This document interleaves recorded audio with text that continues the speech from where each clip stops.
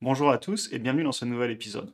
Je vous propose aujourd'hui une petite vidéo d'actualité dans laquelle on va parler de l'évolution de l'inflation aux États-Unis, en Europe et en France dans la première partie.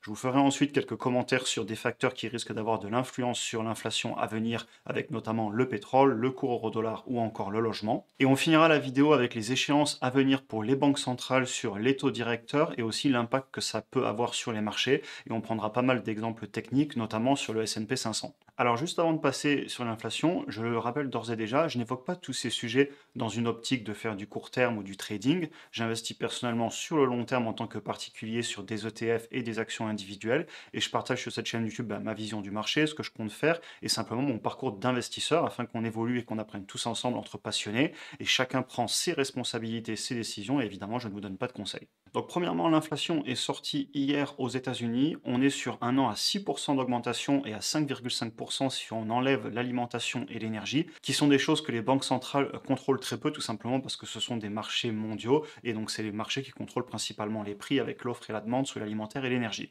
Et sur un mois, on a augmenté par rapport à janvier de 0,4% et de 0,5% une fois qu'on a enlevé l'alimentation et l'énergie.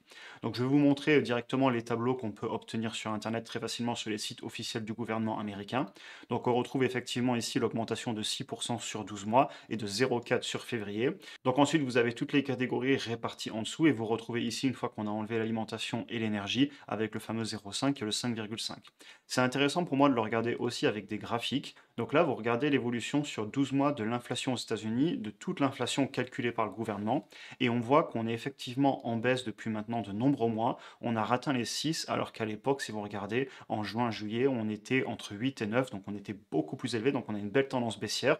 Et ensuite, si on regarde le core inflation, donc là, on a enlevé l'alimentaire et l'énergie, simplement parce que c'est des prix de marché et c'est dur à contrôler avec les taux. On voit aussi qu'on a eu une belle baisse et aujourd'hui, on est à 5,5%, donc entre 5,5 et 6, on est assez proche. Et donc d'ailleurs, l'impact en ce moment, il n'est plus vraiment lié au pétrole et à l'alimentaire, puisque ce sont des marchés où globalement les cours baissent. D'ailleurs, on le verra après avec le cours du pétrole, mais on est lié notamment au logement, on en parlera plus tard. Donc on est plutôt sur les tendances baissières et c'est clairement encourageant parce que je le rappelle, l'inflation c'est quelque chose de terrible et tous les gouvernements et les banques centrales feront tout ce qu'ils peuvent pour les combattre. Après, qui a créé l'inflation? Il y a des débats là-dessus. Est-ce qu'on a imprimé trop d'argent? Est-ce que c'est des facteurs extérieurs comme les conflits, etc. Je rentre pas dans ce genre de débat, je pense que c'est compliqué, je pense qu'il y a beaucoup de raisons qui ont fait exploser l'inflation et évidemment toutes ces raisons sont valables et ont certainement leur rôle à jouer, mais ici personnellement, moi ce que je constate surtout c'est que ça baisse et que c'est une bonne chose, et donc ça veut dire que les actions mises en place notamment sur les taux fonctionnent.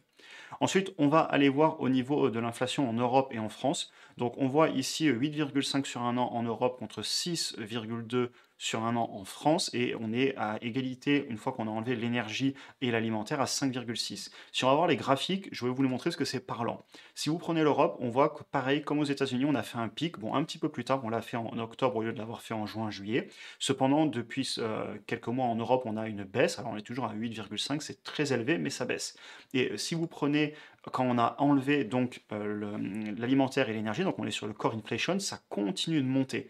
Donc ça veut dire que malgré la baisse du prix du pétrole, la remontée de l'euro-dollar, on le verra plus tard, l'euro est remonté, malgré tous ces facteurs, eh bien l'inflation, une fois qu'on enlève l'alimentaire et l'énergie, monte. Donc ça veut dire que les autres biens de première nécessité, comme les appareils électroniques, etc., d'ailleurs on peut retourner voir la liste aux États-Unis, donc en fait tout ce qui est par exemple les voitures, les habits, le médical, le logement, etc., eh bien tout ça, ça continue d'augmenter en Europe une fois qu'on a enlevé le pétrole et l'alimentaire. Et maintenant, on va regarder la France. Donc la France, si on regarde sur un an, quand on prend toute l'inflation, on est à 6,2. On avait un tout petit peu baissé il y a 3 mois et on est en train de remonter.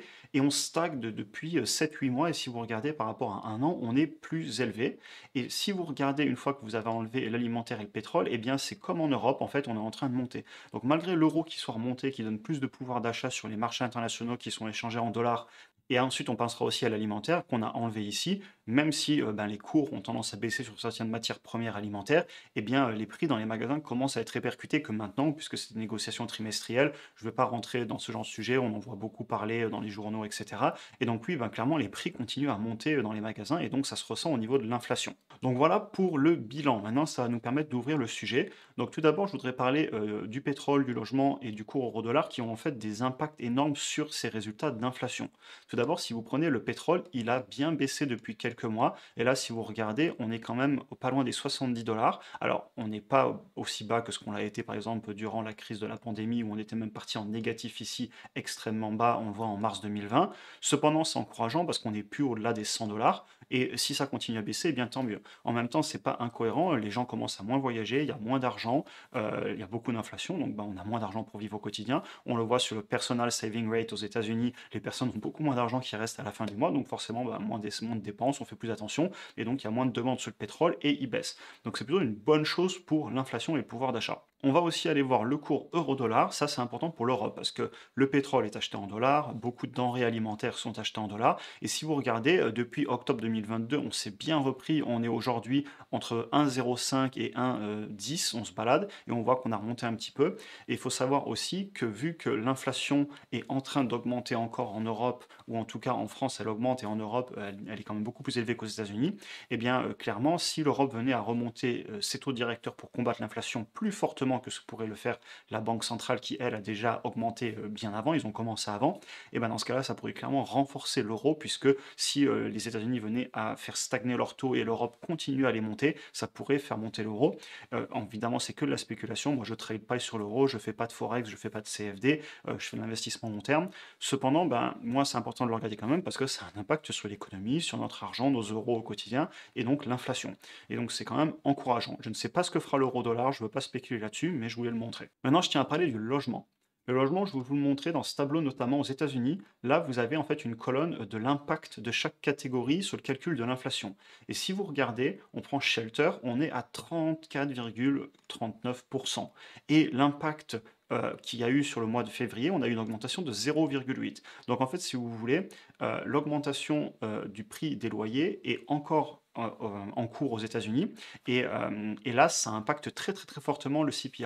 Sauf qu'il ne faut pas oublier qu'il y a beaucoup de logements où les prix ont fortement augmenté, et ça réagit très lentement les loyers. C'est-à-dire que les personnes, les loyers, ils ne bougent pas ou qu'une fois par an, ajustés à l'inflation, et il y a beaucoup de biens sur le marché qui sont en train de décoter énormément. On a des grosses baisses en immobilier aux États-Unis, plus qu'en Europe. En Europe, ça a commencé à baisser, mais pas tant que ça.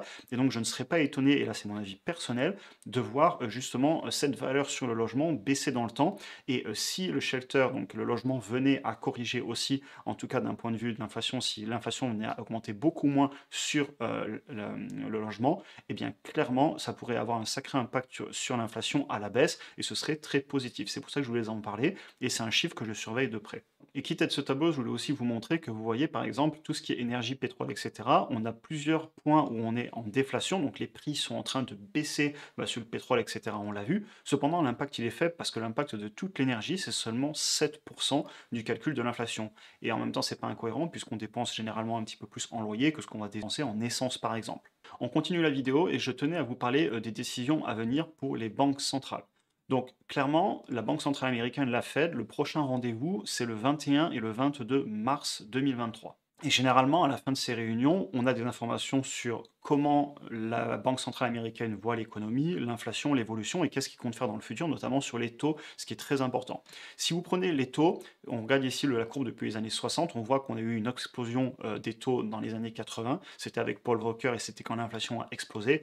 D'ailleurs, si vous avez mon âge, nos parents, quand ils achetaient des maisons dans les années 70-80, et bien clairement, ils empruntaient des fois plus de 10, 12, 13%, et clairement, les salaires aussi, ils prenaient 15% par an. Il y a eu une période comme ça, si vous regardez, où le monde a eu vraiment une grosse période inflationniste, et après on voit que ça s'est clairement calmé, et si vous prenez ces dernières années, si je zoome sur le graphique, vous voyez que les taux de directeurs étaient très très faibles, ils étaient même à zéro pendant une longue période, et là sur les derniers mois, ils ont clairement explosé, et aujourd'hui on est à plus de 4,5% en taux effectif au niveau de la Banque centrale. Et donc maintenant, qu'est-ce que vont faire les banques centrales? Parce qu'on a des taux à 4,5 et une inflation à 6 qui a priori devrait continuer à baisser, du moins c'est ce qu'on pense et c'est ce qu'on espère. Donc ça veut dire qu'à un moment, on va avoir les taux directeurs qui rejoignent le taux d'inflation. Donc il est peu probable, ne jamais dire jamais, à moins que l'inflation reparte par exemple, mais il est assez peu probable que les taux continuent à augmenter fortement si l'inflation continue à baisser, puisque augmenter les taux, ça ralentit énormément l'économie, on en parlera juste après, avec ce qui se passe sur les marchés notamment. Donc la question c'est est-ce que la Banque centrale américaine va encore monter un petit peu les taux histoire d'être sûr de combattre l'inflation, ou est-ce qu'ils vont dire on arrête, on en reste là pour quelques mois, on se reparle plus tard, afin de voir comment ça évolue. Et ça c'est très important pour les marchés, et c'est un petit peu le point dont je voulais vous évoquer après, quels sont en fait les impacts sur le marché de l'augmentation des taux, etc. Donc clairement, il faut bien comprendre que les marchés financiers sont très impactés par la montée ou la baisse des taux. Déjà, alors si on prend tout ce qui est obligations, c'est directement corrélé. Si on monte les taux, les obligations qui existent déjà, elles valent beaucoup moins cher à la revente puisqu'elles ont des taux plus bas, si les taux étaient plus bas avant évidemment. Et forcément, ce qu'il faut prendre en compte, c'est ce qu'on appelle le risk-free rate, c'est-à-dire que quand on a des obligations américaines qui vous payent du 4,5%, est-ce qu'on a vraiment envie d'acheter des actions qui vont nous payer du 3-4% de croissance avec un petit dividende, parce que toutes les actions n'ont pas des fortes croissances. Il y a aussi des entreprises très matures qui ne croissent pas trop. Et il faut bien comprendre que ce risk-free rate, donc en fait ce rendement sans risque, il impacte tous les calculs financiers, tout ce qui est les modèles discounted cash flow, etc. En permanence, ce qu'on fait, c'est qu'on compare quel est le meilleur investissement. Et du coup, tous les modèles, ils ont des retours sur investissement plus faibles, puisqu'on les compare avec le risk-free rate, et donc forcément, ça impacte les marchés. Ce qui impacte aussi les marchés, évidemment, ce sont les résultats. Et je voulais notamment vous montrer le S&P 500 et sa valorisation actuelle par rapport aux bénéfices des entreprises. Alors, je vais vous montrer d'abord la courbe du S&P 500, comme ça on verra où on en est. Donc, on voit que depuis les plus hauts qu'on avait fait en janvier 2022, on est toujours en baisse de 18 à 19%. On a repris pas loin de 10% depuis les plus bas qu'on avait fait en octobre 2022. Et au total, le marché avait corrigé au plus de 25%. Donc, actuellement, on voit qu'on est dans un sacré range. En fait, on se balade ici, en gros, entre moins, si je vous le fais en direct, entre moins 12% et un autre range ici autour de moins 20%. Donc on se balade sur le S&P 500, le marché se cherche, il n'est pas reparti à la hausse, il n'est pas non plus reparti à la baisse, casser un nouveau point bas. Et moi j'ai le sentiment personnel que justement les marchés se cherchent en ce moment et qu'on fait un petit peu du surplace. Et ça change rien à ma stratégie, j'achète tous les mois puisque je suis incapable de dire où va aller le marché. Revenons au sujet de la vidéo. Donc sur ce graphique, on voit en fait l'évolution du PI du S&P 500 sur 10 ans. Donc le PI, précisément dans ce cas, pour le rappeler, ou le PER, ce sont là toutes les capitalisations de toutes les entreprises du S&P 500 sur les 12 derniers mois, divisé par tous les bénéfices de toutes les entreprises du S&P 500 sur les 12 derniers mois, et ça nous donne un ratio qui nous permet de comparer historiquement le prix du marché par rapport aux bénéfices. Et si vous regardez ces derniers mois, on se balade en dessous de 20, et donc si on prend la courbe verte, c'est la moyenne sur les 5 dernières années, on est bien en dessous, et si on prend les pointillés bleus, c'est la moyenne sous 10 ans et on est aussi légèrement en dessous. Donc ça veut dire qu'en ce moment, historiquement, on est sur un prix du S&P 500 qui est plutôt pas loin des moyennes historiques. On n'est pas sur des points bas comme on a pu le faire ici, on le voit en mars 2020 ou il y a encore quelques mois en octobre 2022 notamment. Cependant, le marché n'est pas extrêmement surévalué historiquement, mais il n'est pas non plus peu cher. C'est un petit peu le sentiment que j'ai, je pense que c'est aussi pour ça qu'il se cherche. Et moi, du coup, je l'achète tous les mois parce que je suis incapable de dire ce qui va se passer dans le futur, en tout cas sur le court terme. Après, sur le long terme, évidemment, je suis quelqu'un de foncièrement positif et je pense que les marchés ont une tendance haussière sur le très long terme. Ce que je voulais aussi vous montrer, c'est les forward PE par rapport justement à la valorisation du S&P 500. Si vous prenez la courbe ici bleue, donc c'est l'évolution du S&P 500, le prix, et si vous prenez la courbe bleu foncé en continu, on voit en fait que c'est les prévisions des analystes sur les 12 prochains mois des bénéfices. Et si vous regardez à droite, en fait, ce qui se passe, c'est que les bénéfices sont en train de baisser. Et on en avait parlé dans une autre vidéo, il y a plein d'entreprises, effectivement, les bénéfices sont en train de baisser actuellement parce que le business est plus difficile, il y a moins d'argent en circulation, les budgets sont coupés en publicité, en vente, etc. Donc clairement, on a une baisse des bénéfices et ça impacte directement le S&P 500. Donc on voit sur cette courbe la corrélation en fait entre l'évolution du marché et l'évolution des bénéfices et je voulais vous la montrer tout simplement parce qu'il n'est pas du tout incohérent de voir un marché baisser quand les bénéfices baissent. On oublie souvent de le regarder, mais moi quand je vous fais les vidéos de résultats, je vous le dis à chaque fois, les revenus sont en train de ralentir, les marges sont en train de se compresser et donc il y a un moment si l'entreprise gagne moins d'argent, eh bien encore une fois on ne peut pas leur mettre autant de valeur et c'est pour ça aussi que les marchés baissent. Et en plus quand on compare ça à des obligations qui rapportent de plus en plus, forcément il y a un moment, les actionnaires font leur choix, les investisseurs font leur choix et ils décident d'investir où c'est le plus rentable en ce moment. Par contre, ce que ça me fait aussi dire, c'est que si le business repart, si les bénéfices remontent, les marges reviennent à se comporter un petit peu mieux et les chiffres d'affaires repartent, eh bien la courbe en bleu foncé, elle va repartir à la hausse et donc forcément, il y a un moment, sur le long terme, le marché va revenir aux fondamentaux des entreprises et les entreprises qui gagnent plus d'argent, qui sont plus rentables, forcément, un jour, elles reviennent à leur vraie valeur. Et c'est pour ça que j'investis sur le long terme parce que même si sur le court terme, les marchés font ce qu'ils veulent, je suis persuadé que si j'attends assez longtemps et historiquement, en tout cas, c'est ce que l'on constate, forcément, eh bien, le prix de mes actifs reviendront aux fondamentaux si j'ai acheté les actifs de qualité. Je vous propose de faire maintenant la conclusion de la vidéo par rapport à ce que je fais un petit peu en ce moment sur les marchés. Donc déjà, je tiens à le dire, j'ai bon nombre d'actions de mon portefeuille et le S&P 500 qui s'est clairement bien repris. Je me rappelle, il y a encore quelques mois, on me disait Facebook Meta, c'est la fin du monde, ils vont disparaître, fin de cette entreprise, que de la négativité, pareil sur Tesla, etc. Bah, aujourd'hui, ça s'est bien repris et moi j'ai acheté tout en bas et je suis très content de l'avoir fait. Et je l'ai fait parce que j'ai essayé de ne pas me mettre émotionnellement à écouter ce qui se dit à gauche à droite, mais d'acheter ce que je voyais comme une bonne affaire en ce moment. Et pareil, mes autres ETF, mon ETF marché émergent et mon ETF dividende monde, je les achète tous les mois, quoi qu'il arrive, sans me poser de questions. C'est ce que j'écris en fait juste en dessous. Je continue à acheter des ETF et des actions que j'estime à un bon prix en DCA. Et sur le reste, où je vois que c'est trop cher à mon avis, eh ben, je suis tout simplement patient. Je tiens aussi à le dire, j'ai toujours du cash de côté. Mon cash continue à monter parce que ben, je me bats tout le temps pour augmenter mes revenus, mais je n'ai pas augmenté mes apports mensuels que je mets. Donc forcément, l'écart augmente entre mes revenus et mes dépenses. Et donc j'accumule du cash et je le fais pour être prêt parce que honnêtement, on est dans des temps quand même assez volatiles et on ne sait pas ce qui peut se passer. Et si on venait à refaire des points bas comme en octobre 2022, eh ben, je serai là pour déployer de l'argent comme je l'avais fait justement il y a 4-5 mois en octobre 2022. Et au final, je tiens à le dire, bien malin celui qui peut prédire l'avenir. J'ai déjà eu des remarques de personnes qui me disaient que c'est la fin du monde, des commentaires qui me disaient qu'acheter cette entreprise, c'était certain que c'était la faillite. Ben, les entreprises, elles sont remontées et puis elles sont en train de faire des actions pour augmenter leurs marges, baisser leurs dépenses, et c'est peut-être pas la faillite dans une semaine comme on l'entend quand c'est la panique sur tous les marchés.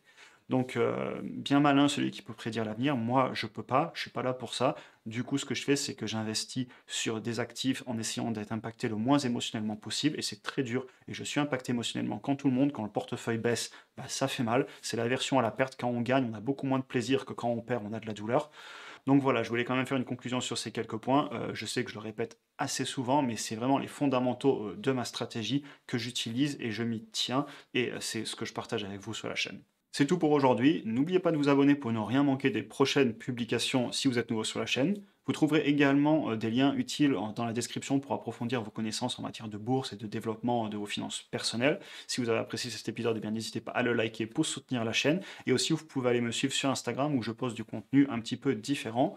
Sur ce, je vous souhaite une excellente journée et à très bientôt pour une prochaine vidéo.